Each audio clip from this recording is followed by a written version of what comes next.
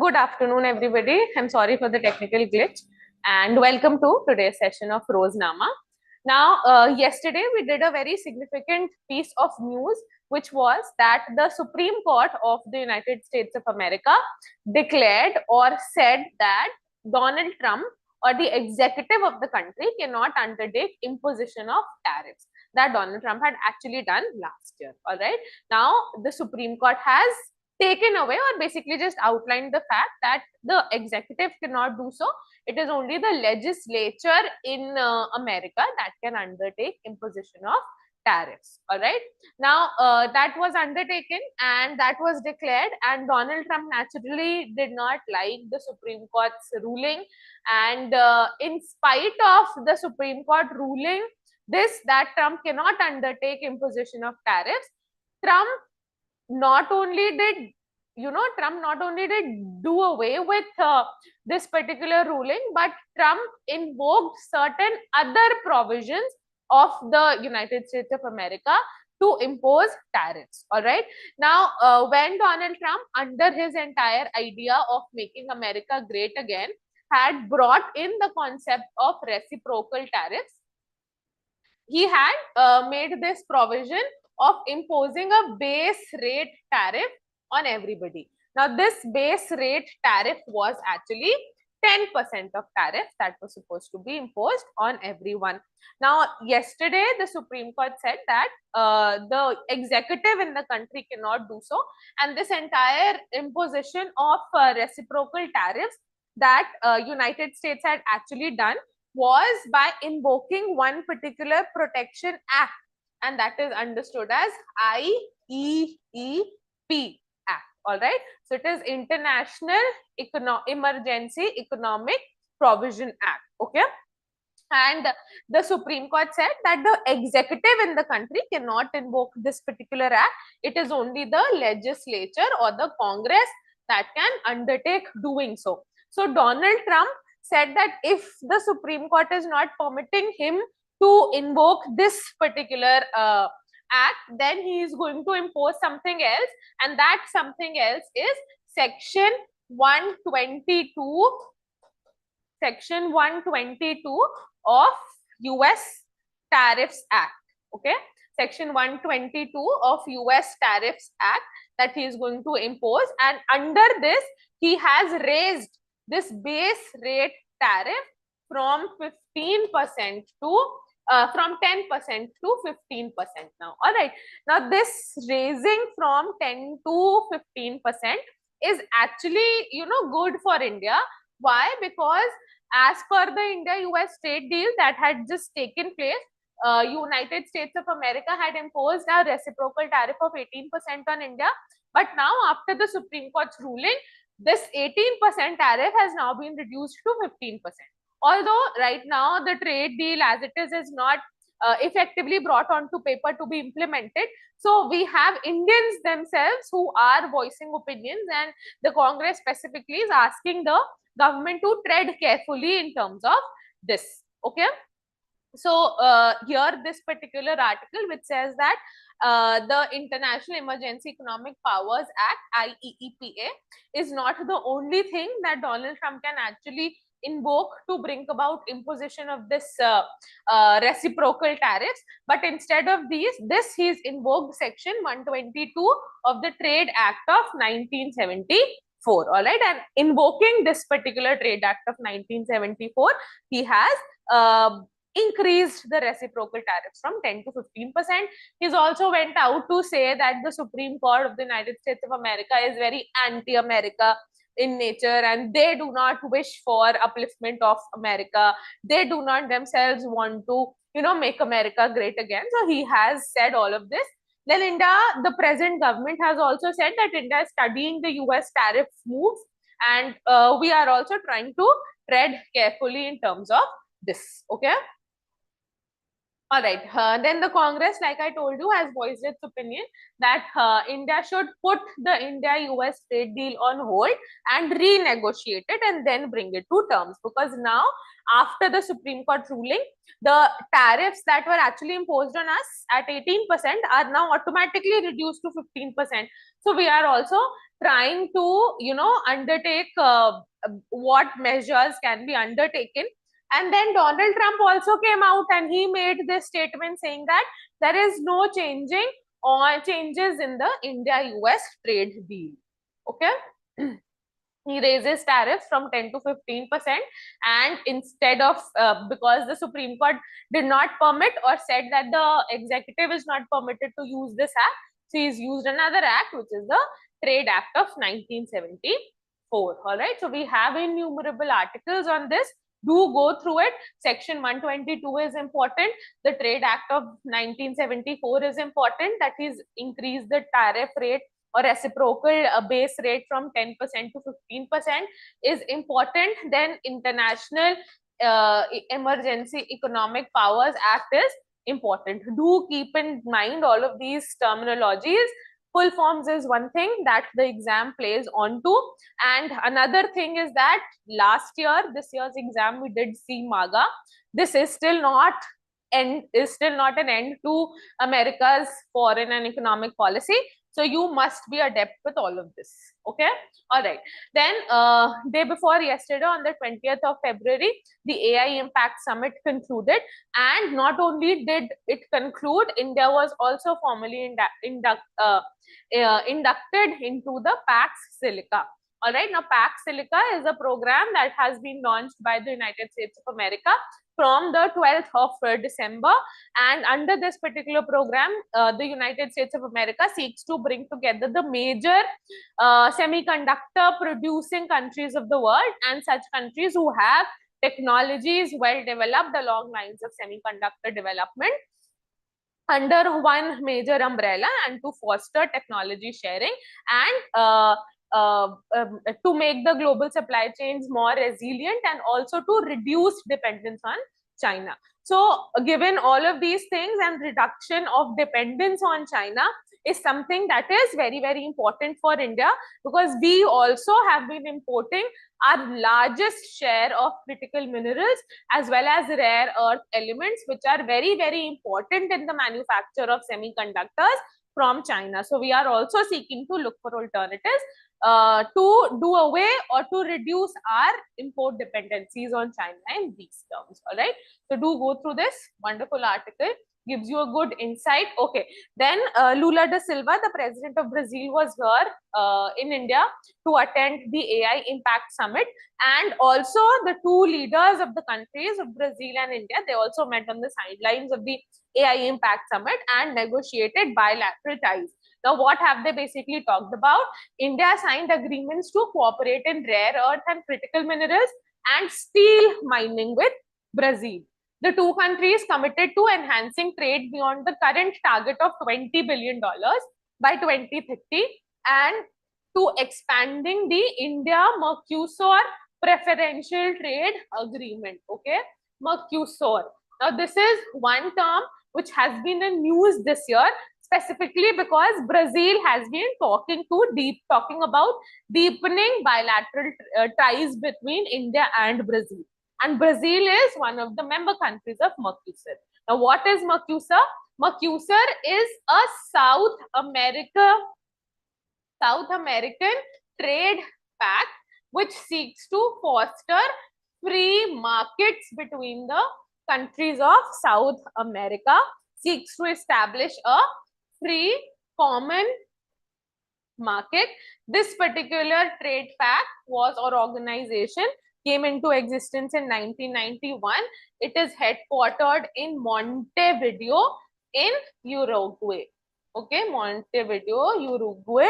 Do keep this in mind. All right, and India and Mercosur have signed a preferential trade agreement since 2004, which was implemented in 2009. And now again, Brazil is trying to seek expansion of bilateral trade between India and the Mercosur countries. Also, one more thing, that as of now, Venezuela has been removed from Mercosur, okay, has been, basically its membership has been suspended. Okay, then the two sides also launched a joint declaration and action plan on digital partnership for the future, and naturally laid major emphasis on the unitedness of the global south. Okay, then again an article on the union state relations and the report submitted by on the union state relations by the committee headed by Joseph Curran. I've been taking this up for the past 3-4 days, so I believe that you must be now well aware of it. MK Stalin, the Chief Minister of Tamil Nadu, based on this report, has been talking about undertaking a revisiting to the type of federalism that has been implemented in India, and he's saying that we must transition from a quasi federal country to a actual federal country, to a proper federal country. Okay, then at the conclusion of the AI Impact Summit, the Delhi Declaration was brought in, and 85 countries and 3 bodies have signed the Delhi Declaration. Now, this Delhi Declaration is basically based on the ideas of India, on ethical principles, on democratizing artificial intelligence, on making artificial intelligence and related technologies available to everybody in the world. All right. And out of these 85 countries, US and China are among the signatories. However, Pakistan has not been involved. And the best part of this is that the entire framework is non-binding in nature. That is, none of the provisions are, being made very, very rigid in terms of their implementation and acceptance in every country, due to which more and more countries are willing to sign the Delhi Declaration. Okay. So naturally, the guiding principle of the AI Impact Summit was Sarvajan Hitai and Sarvajan Sukhai, which simply implied welfare for all and happiness for all. Then the Delhi Declaration basically bases its entire inception on the benefits of artificial intelligence that should be equitably shared across humanity. The entire declaration is non-binding and absolutely based on voluntary commitments, talks about democratizing artificial intelligence. A 900-word statement offers a charter for the democratic diffusion of artificial intelligence as a voluntary and non-binding framework to promote access to foundational AI resources, support locally relevant innovation, strengthen resilient AI ecosystems, and the like. Okay. It seeks to make artificial intelligence trustworthy, secure, seeks to increase its access to the global south countries. So do go through it. It's an important article and is one of the most probable question in the exam this year. Okay. All right. Then India has launched 2 indigenously manufactured vaccines for tetanus and adult diphtheria. Okay, so this is important, and through this, naturally, India seeks to attain its goal of universal immunization. Okay, universal immunization, that everybody in the country must be vaccinated against preventable diseases. Okay, and this universal immunization program was launched by the government under the Union Ministry of Health and Family Welfare since 1985. Okay, so it has been there since 1985, and then also in this particular meet, the Union Health Minister JP Nadda, he also did make statements like India has done fairly well in undertaking universal vaccination of its population, even much better than countries like US and China, specifically taking in terms of talking in terms of the COVID vaccination program. All right. Okay. Then Bangladesh is set to resume full visa operations for Indian nationals after he's taken up. They've absolutely agreed to open up free visa operations for Indian nationals, although they had temporarily suspended issuance of visas to Indians on extreme grounds, but otherwise they did not suspend it in its entirety. On humanitarian ground, on any emergency purposes, visas were issued for Indian nationals. Now they will issue it unanimously as they did previously. Okay. Then US and China are among the 88 signatories who have signed the Delhi Declaration. Also, the SIR, special intensive revision, is being undertaken in many states. It has even concluded. So across 9 states and union territories, nearly 8% of the voters were removed from polls or electoral rolls after the revision took place. So do keep this piece of information in mind. Then coming to the editorials for today. Okay, then the first one is naturally talking about the global economic impact of US Supreme Court invalidating Trump's tariffs, which actually does not, take away anything, because Donald Trump naturally is not giving regards to the entire verdict of the US Supreme Court, and the Supreme Court had barred him that the executive cannot undertake this under IEEPA. So he invoked another one, which was the Trade Acts of 1974, and increased the entire provision, okay, increased the entire reciprocal tariffs from 10 to 15%. And also under the Trade Act, you can impose these reciprocal tariffs for a total of 150 days. Okay, so do keep it in mind and do go through this article. It is a wonderful article. Only importer of record, they're saying that only importer of record, typically a US company, may file protest and receive the refund. And it's a good one. Basically gives you an insight as to how this particular removal can benefit US and other countries. Okay. All right. Okay, then another piece of article on Nagaland. Just a few days back, there was an agreement that was signed between the Nagaland government, okay, the Nagaland government meaning the legislatively elected government, so the Nagaland government plus the Eastern Nagaland People's Organization. Okay, now what is happening in Nagaland is that this particular group of people, which actually consists of around 6 small eastern districts here, and they have around 8 different Naga tribes. This Eastern Naga People's Organization, they significantly felt left out as per all the programs, policies, upliftment mechanisms that were undertaken by the Nagaland government, all right. And also they said that the Nagaland government is working more towards the Western Nagaland people and not for these Eastern Nagaland tribes. So they were protesting since 2024, and just a few days back, this agreement has been signed, where the center signed this tripartite agreement. And as per this tripartite agreement, a Frontier Nagaland Territorial Authority will be established. This Frontier Nagaland Territorial Authority will be established to give greater autonomy to the Eastern Nagaland People's Organization and basically the tribes of Eastern Nagaland significant autonomy. Now here they have mentioned a term, devolutionary autonomy. Now devolution simply means transfer of power or money from the state or the center to the local levels.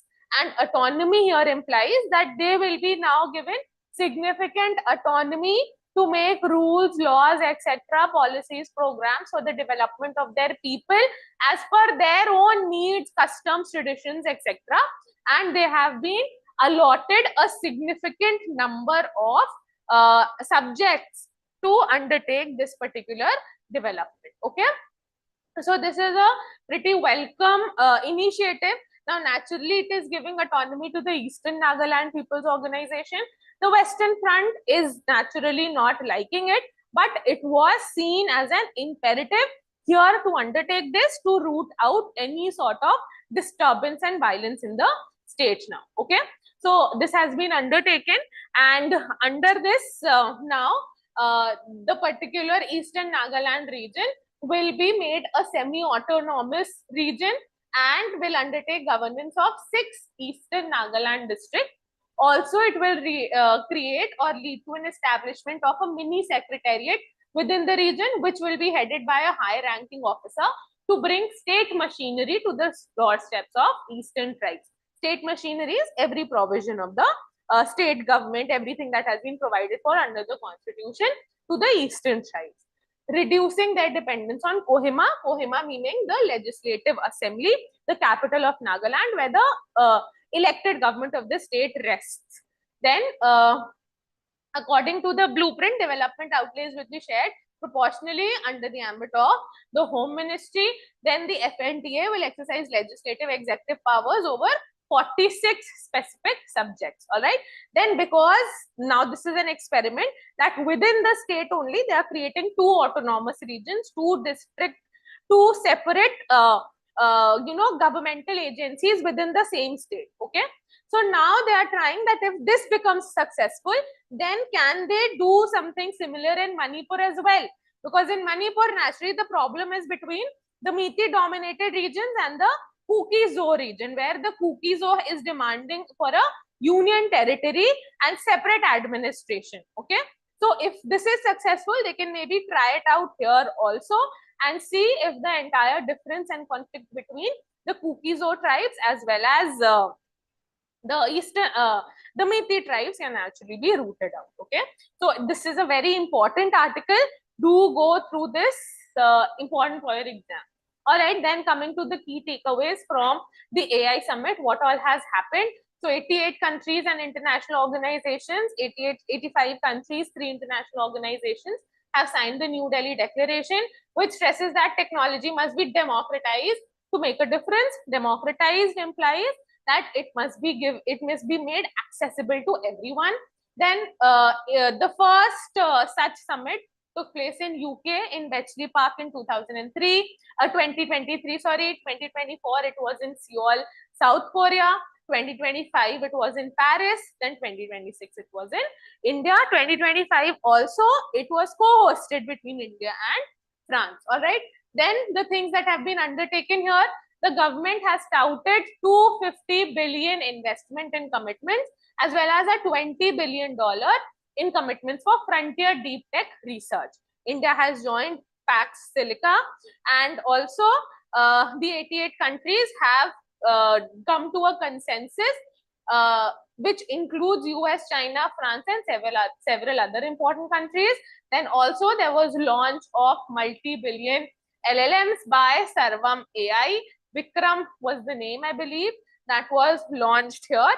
And also many international companies, they have undertaken signing of pacts. Reliance Industries has announced a commitment of 10 lakh crore in domestic AI. Open AI and Tata Group have signed agreements with Anthropic and Infosys to undertake effective harnessing of artificial intelligence technology. The entire declaration is voluntary and non-binding, and a charter is also included for democratic diffusion of AI, global AI impact commons, trusted AI commons, international network of AI for science institutions, AI for social empowerment platform, AI workforce development playbook, and reskilling principles, guiding principles on resilient and efficient AI. These are the key announcements that have been made. You must remember these. Okay. All right. Then the NGT has given clearance to the Great Nicobar project.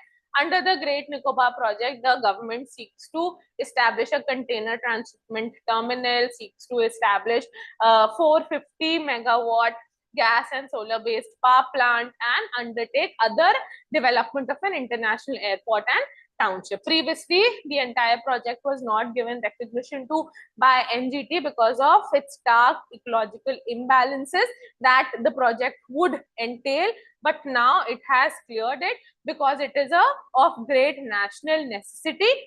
Because through this, India seeks to, when India is going to undertake the development of this transshipment port, it actually seeks to establish one region which is very, very close to Southeast Asia, and it could foster better trade, etc., with the Southeast Asian countries and also enhance India's presence in that particular region. Okay, and then naturally there are certain tribal implications also. Go through the article, an important one. Then Emmanuel Macron and his wonderful take on how he's actually talked about that the European Union or the European countries now should undertake effective steps to ensure strategic autonomy, Strategic autonomy here simply implies that the European Union and countries of the European Union must undertake policies, programs, bilateral relations, international relations, economic treaties, foreign policies, only to ensure their upliftment and for their own specific goods, and not be influenced by other countries. Like in the past, European Union countries were actually influenced by all US based policies. So he has called for strategic autonomy for Europe and how the European countries should now transition away from United States and build its own military and strategic autonomy. Okay, so this is a good one. Do go through it. It is in the Hindu today. Then another article which gives you a good detail into the Chagos Island deal as that has been finalized by the United Kingdom. Now, Chagos Island was under United Kingdom and they have formally given it back to Mauritius and have ended their entire whatever form of colonialism that they were practicing here. Naturally, this all handing over back of territory did not go down well with the United States of America, and they said that UK is no longer very, very powerful, etc., is not taking decisions for its own benefits. And here also we had one small island, the Diego Garcia Island, which was a UK owned territory but fostered a US naval base. So that is also now going to be a major loss for United States of America. That is what this entire article basically talks about. Do go through it. Then, okay, this article takes up to the Hoysala style of architecture. All right. So, Hoysala style of architecture presently is found in parts of Hassan, Mandya and Mysuru in Karnataka. And the basic feature of this particular architecture is that previously there were two forms of architecture. Okay. One was known as the Nagar style, and basically they were all temple styles of architecture. One was Nagar style and one was Dravidian style. Okay. Nagar style temples are found in northern part of India. Dravidian style temples found in southern part of India.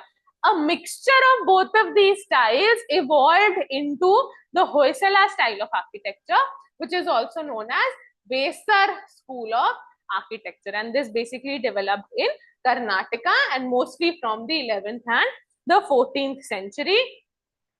It has amalgamation of both the features of Dravidian as well as Nagar styles of architecture, and this article just gives you basic information into it. One of the most effective features of it was that all of these temples, they basically had a star-shaped raised platform.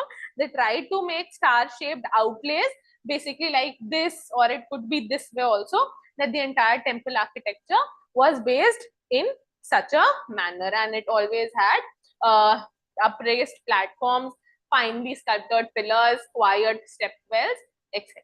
Okay. These are the various pictures of various architectures based on the Hoysala style. So do go through it. This is a picture of a step well. Okay, so it's a good one. All right. Then another article which basically takes us into history, that how the relations between India and Bangladesh come into being a relation of friendship, then eventually evolving into strained relations today. And it takes us since the independence of Bangladesh in 1971, then the murder of assassination of Sheikh Mujibur Rahman. After that, the coming to power of the BNP under General Zia. Then General Zia also died and he was also assassinated, and his party is naturally the Bangladesh Nationalist Party.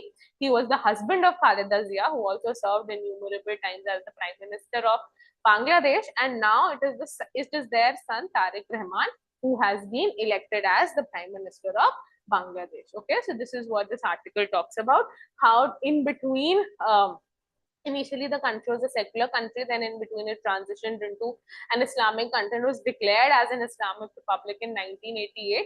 But then with Sheikh Hasina coming in, secularism did exist in Bangladesh, and there was significant protection to the Hindu communities. Then post the Gen Z revolution in July, the relations between the two communities become strained, and now again we are still thinking that such issues would be addressed under the BNP's regime, and also better relations will be fostered between India and Bangladesh. Okay, all right. Then again, just wanted to flag the term CRPF, which stands for Central Reserve Police Forces.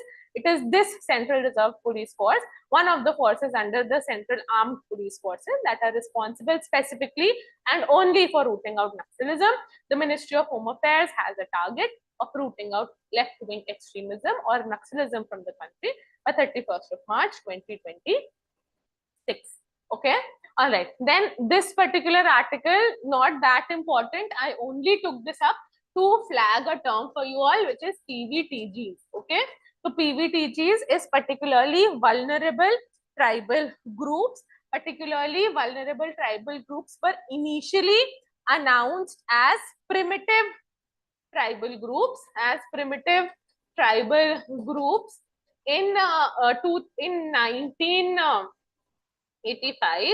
in 1985, and then they were renamed as particularly vulnerable tribal groups in 2006. And this PVTGs were actually brought into existence on the recommendation of a committee which is known as the Debhar Committee. And as of now in India, we have 75 particularly vulnerable tribal groups. Yeah? Okay, then another article, just an opinion of the US commander of the US Pacific Fleet, who says that both Indian and US navies have critical roles to play in the Indian Ocean region and the Indo-Pacific. This particular interview was taken of him when he had come here for the International Fleet Review and Milan 26. We've taken this up previously, so I will not get into the details. He's highlighted exercises that we had, that US has with India. Malabar, Milan, Rimpak. Malabar is a quadruple exercise that India undertakes with the with the Quad countries. Quad has also been highlighted here, so you can go through it for certain terms and terminologies. Then again, I just wanted to flag the full form of CAQM, which is Commission for Air Quality Management, and this is only for the NCR region to root out the significant problem of air pollution. Then NCR region. Okay, then the constitution has been released in 2 languages now, 2 more languages in India, in Tamil and Gujarati, on the occasion of International Mother Language Day, which was celebrated yesterday. Okay, then Trump pushes US towards war with Iran. Naturally, no fruitful talks are being culminated between US and Iran, and it is pushing them towards of a war. Then the 79th annual BAFTA Awards will take place at the Royal Festival Hall in London. And this year, Manipuri language film Boong has been nominated in the Best Children's and Family Film category. Okay, so that was all for today's newspaper analysis, and I hope you had a wonderful time. Thank you.